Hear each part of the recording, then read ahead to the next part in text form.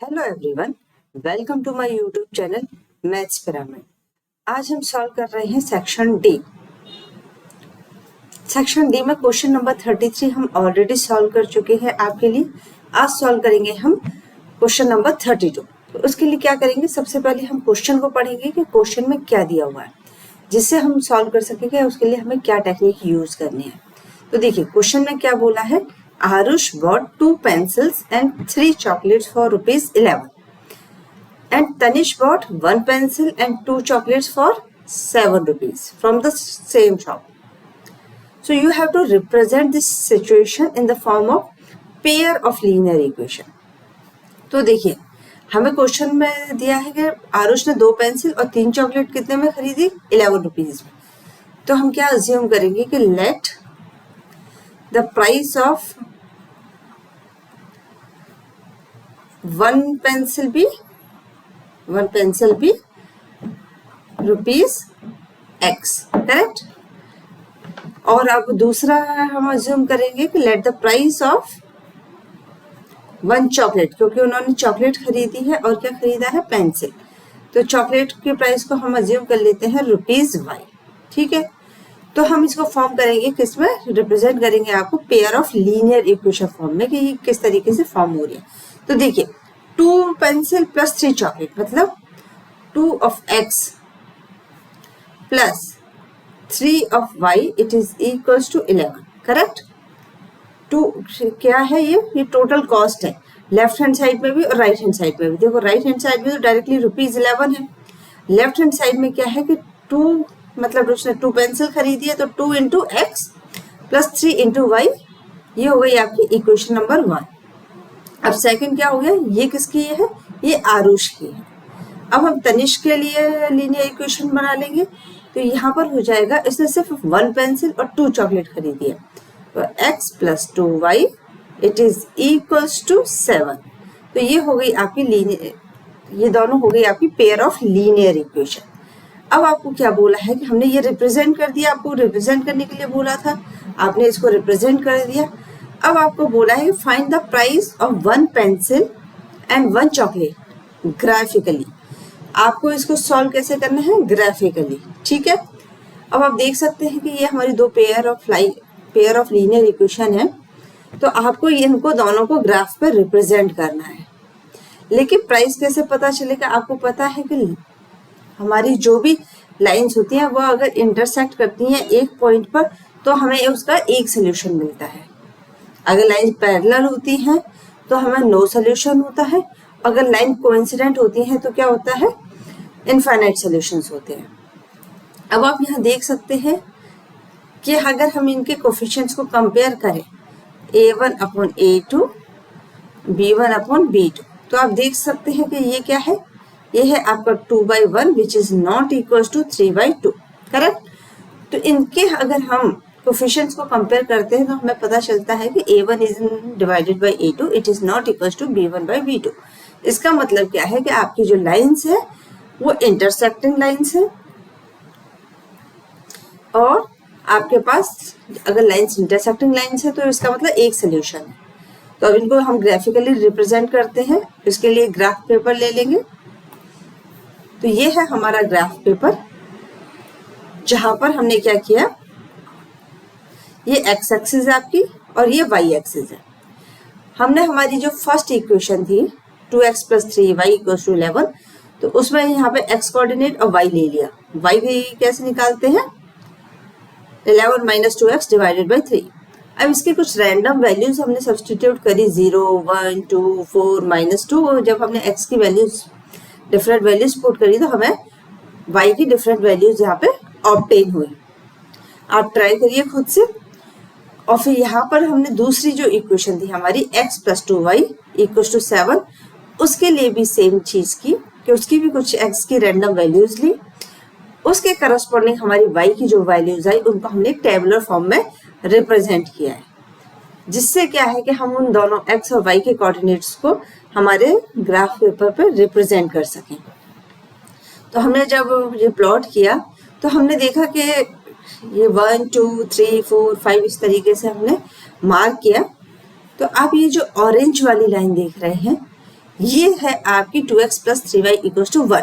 ये देखिए आप ये कोऑर्डिनेट्स आ रहे हैं 0 पर, जब x 0 है तो y 3.7 है। सिमिलरली आज जब आपका ये 1 है x तो y 3 है। तो सिमिलरली हमने इसको रिप्रेजेंट किया, और जो ग्रीन लाइन है वो रिप्रेजेंट कर रही है आपकी x plus 2y equals to 7। तो आप देख सकते हैं कि आपके ग्राफ में कि ये जो एक पॉइंट है कौन सा 1,3, यहाँ पर दोनों लाइन्स आपकी इंटरसेक्ट कर रही है, और जहाँ पर लाइन इंटरसेक्ट करती हैं वो क्या होता है, वो आपका सोल्यूशन होता है। इसका मतलब सोल्यूशन क्या है, x equals to 1, y is equals to 3, और हमें x और y की वैल्यू ही तो फाइंड करनी थी, तो हमने वो ग्राफिकली यहाँ से फाइंड करी, और हम यहाँ पुट कर देंगे कि हमारी जो पेंसिल की प्राइस थी वो x रुपीज़ है। इसका मतलब पेंसिल की हमारी प्राइस क्या हो गई, प्राइस ऑफ द पेंसिल हो गई हमारी, 1 पेंसिल का प्राइस हो गया ₹1, और 1 चॉकलेट का प्राइस हो गया कितना, y कितना है 3, तो ₹3। अगर आपको इसमें कोई भी डाउट हो, कोई भी क्वेरी हो तो कमेंट बॉक्स में लिख के ज़रूर बताइएगा। ये आपके pair of linear equations based question है, जहां आपको सोल्यूशन ग्राफिकली फाइंड करना है। चलिए नेक्स्ट क्वेश्चन देख लेते हैं। क्वेश्चन नंबर 33 हम ऑलरेडी सॉल्व कर चुके हैं। अब क्वेश्चन नंबर 34। क्वेश्चन नंबर 34 का ए पार्ट, यहाँ पर आपको बोला गया है prove that if a line is drawn parallel to one side of a triangle to intersect the other two sides in distant points, then the other two sides are divided in the same ratio। इसका मतलब क्या है, ये आपका question है।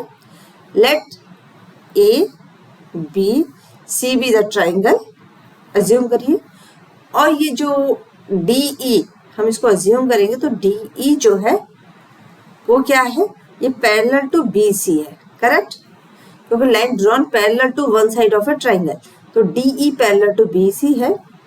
तो आपको proof करना है, क्योंकि ये 2 डिस्टेंस पॉइंट्स पर क्या कर रही है, इंटरसेक्ट कर रही है, तो आपको प्रूव करना है कि जो ये 2 साइड्स हैं they are divided in the same ratio. मतलब आपको टू प्रूफ क्या करना है, AD divided by DB it is equals to AE divided by EC।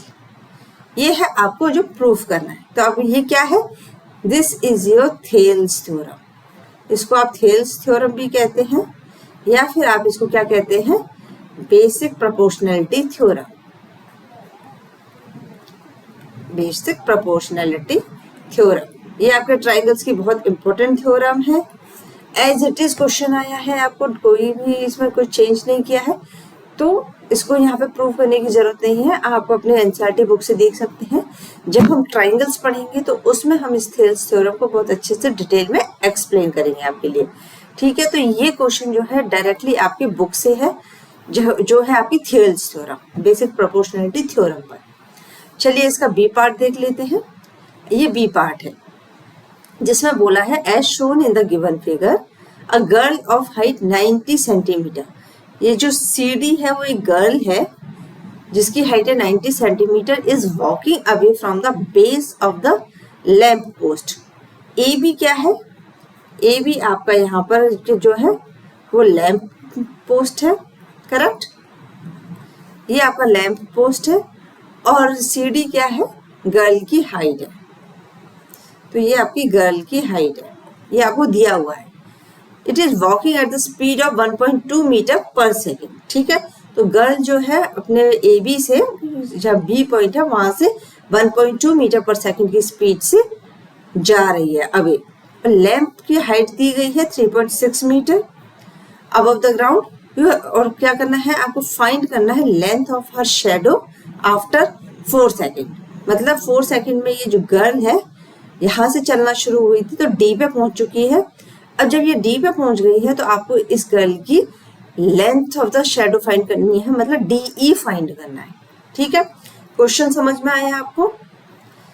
BD जो है वो क्या है, ये डिस्टेंस है जो इसने कवर किया है, distance covered by girl in 4 second, correct, in 4 second. तो कितना डिस्टेंस कवर किया है इसने 4 सेकेंड में, distance is equal to speed into time. Speed आपको दिया हुआ है कितना, 1.2 metre per second, correct, into 4 second. तो ये कितना हो जाएगा आपका, जब इसको सॉल्व करेंगे तो ये हो जाएगा आपका 4.8 मीटर्स। ठीक है, तो BD हो गया आपका 4.8 मीटर्स। अब आपको ये 90 सेंटीमीटर्स में हाइट दी हुई है, तो आपको जब इसको कन्वर्ट करेंगे तो ये 0.9 मीटर्स हो जाएगा, करेक्ट। अब आपको फाइंड करना है क्या, DE, करेक्ट।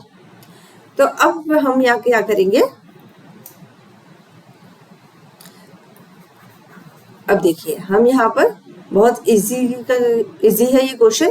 ये क्वेश्चन आपका ट्राइंगल्स बेस्ड है, जहां पर आपको क्या यूज करनी है, सिमिलरिटी ऑफ द ट्राइंगल्स। तो देखिए इन ट्राइंगल, पहले ये छोटा वाला ट्राइंगल लेते हैं, EDC, एंड ट्राइंगल, बड़ा ट्राइंगल लेंगे EBA, तो ये हो जाएगा EBA। हमने यहाँ पर दो ट्राइंगल्स ले लिए। चलिए अभी इन दोनों ट्राइंगल्स में हम क्या कर रहे हैं, अब आप देखिए ये जो एंगल E है वो दोनों में कॉमन है, तो angle E is equals to angle E, क्योंकि ये दोनों में क्या है, कॉमन है, करेक्ट। अगर ये दोनों में कॉमन है और angle D is equals to angle B, क्योंकि 90 डिग्री हमें दिया हुआ है तो ये 90 डिग्री है, तो बाई AA सिमिलरिटी हमारे दोनों ट्राइंगल्स क्या होंगे, दोनों ट्राइंगल सिमिलर हो जाएंगे by AA triangle similarity triangle EDC, it is similar to triangle EBA। ठीक है, अब क्या हुआ, हमारे ये दोनों ट्राइंगल सिमिलर हो गए। आपको पता है कि अगर हमारे दोनों ट्राइंगल सिमिलर होते हैं तो उनकी जो साइड्स का रेशियो है, कॉरस्पॉन्डिंग साइड्स का रेशियो वो इक्वल होता है। तो ये हो जाएगा हमारा AD divided by EB, it is equals to CD divided by AB, which is equals to EC divided by EA। ठीक है, इसकी हमें जरूरत नहीं है क्योंकि इसमें हमें कुछ भी दिया नहीं है और ना कुछ हमें पूछा गया है, तो ये ना हमारे गिवन का पार्ट है और ना ही ये हमारे टू फाइंड का पार्ट है। ठीक है, तो हम इसको कंसीडर नहीं करेंगे, हम इसको देखेंगे, हम हमारी वैल्यूज को सब्सटीट्यूट करेंगे इसमें। तो देखिए क्या क्या वैल्यूज दी गई है, ED अपॉन EB, तो ED कितना है, ED हमको फाइंड करना है, तो हम ED को एज इट इज लिख देंगे, ED डिवाइडेड बाई EB। तो EB को हम क्या लिख सकते हैं, ये देखो EB को हम लिख सकते हैं ED plus BD, it is equals to CD upon AB। CD कितना है 0.9 डिवाइडेड बाई 3.6, करेक्ट। जब इसको डिवाइड करेंगे तो ये कितना हो जाएगा 1/4। Any doubt. अब BD की जगह हम उसकी वैल्यू पुट कर सकते हैं। BD कितना आया था हमारा 4.8, तो ये हो जाएगा हमारा ED divided by ED plus BD कितना है 4.8, इट इज इक्वल्स टू 1/4, तो ये हो जाएगा हमारा 4ED, it is equals to ED plus 4.8।